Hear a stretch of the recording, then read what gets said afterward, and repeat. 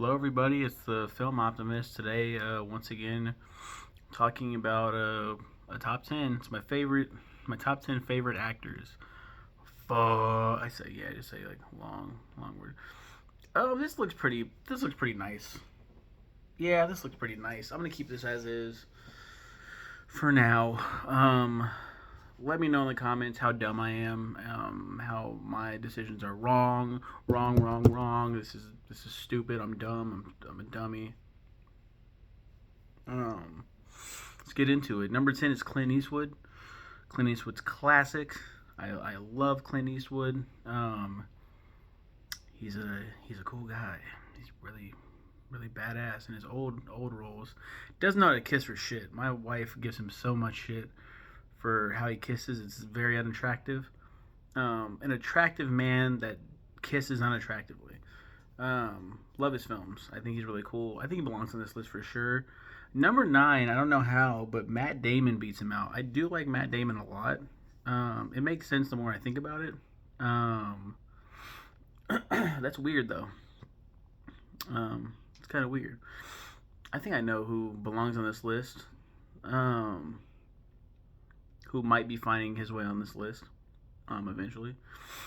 Number 8 is Chris Pratt. Chris Pratt might fall down for me, honestly. He plays almost the exact same character. Ever since Guardians of the Galaxy, it's like let's play the same exact character in every movie. Let's do the same exact voice for every cartoon character. Mario, Garfield, Lego Movie. It's kind of ridiculous. Um, he can't keep getting away with it. Chris Pratt is like the white Kevin Hart. It's like we don't need to see this dude everywhere, man. We really don't need to do. But I do love him in Guardians. I don't mind him in the Jurassic World series.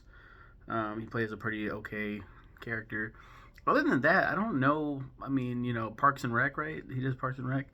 I've seen clips, and I think it's really funny. I don't know what else I've seen him in that I can really say that really constitutes him being that high. I do like him though. Number 7 is Joseph Gordon-Levitt. I fucking love Joseph Gordon-Levitt. JGL was great. Wonderful man. I love him so much. Yeah, he's absolutely spectacular. I don't think there's one movie I've seen him in where I'm like, man, get the fuck off my screen. He's great. Every single role.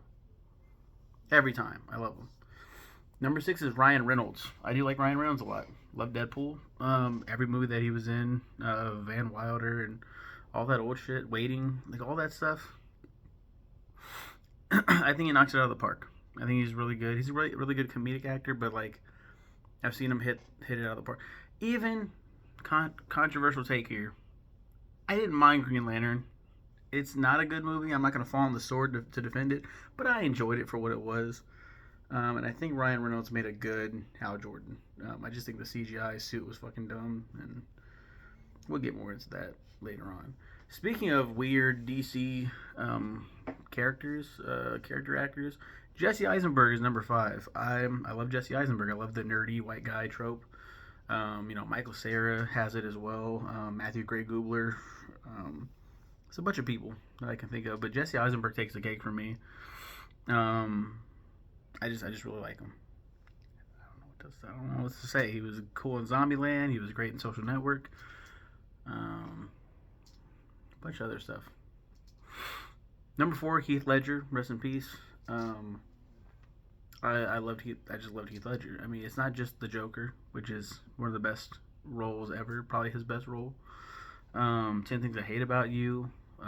He was in A Knight's Tale. I haven't seen that, but he looks awesome.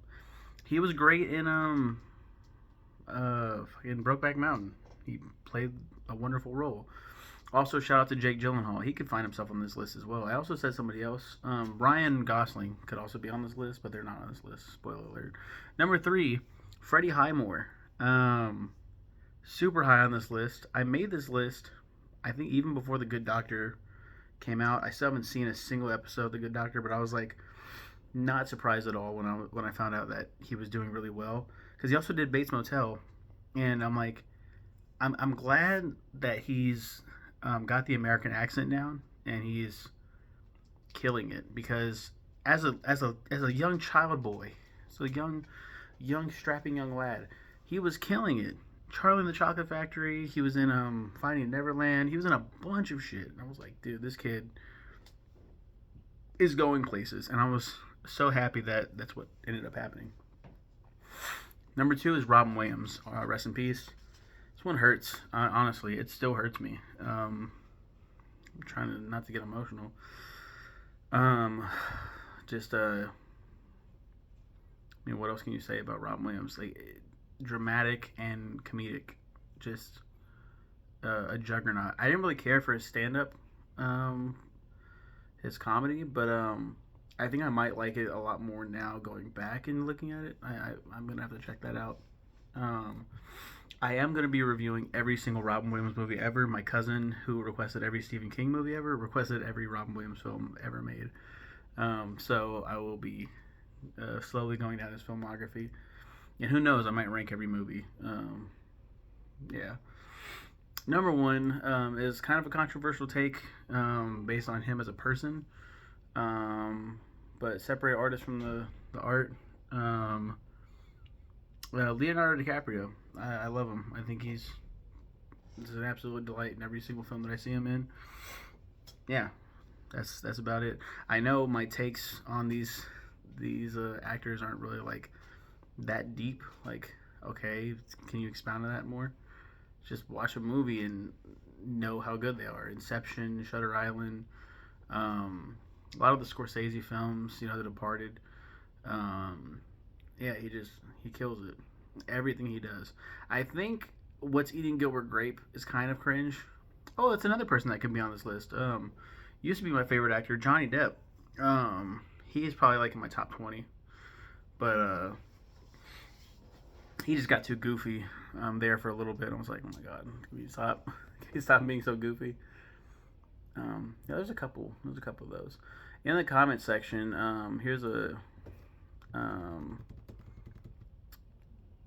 teaser for some future videos. My nephew says favorite 70s rock artists. I go, I'm stumped. I gotta think on that one. He then goes favorite rock bands that started in the 90s. I was like, gotta think on that one too, you little musical freak. You're like an encyclopedia on everything. He goes, yes. I have to. I saw this the other day and I was like, let me do some extensive research real quick.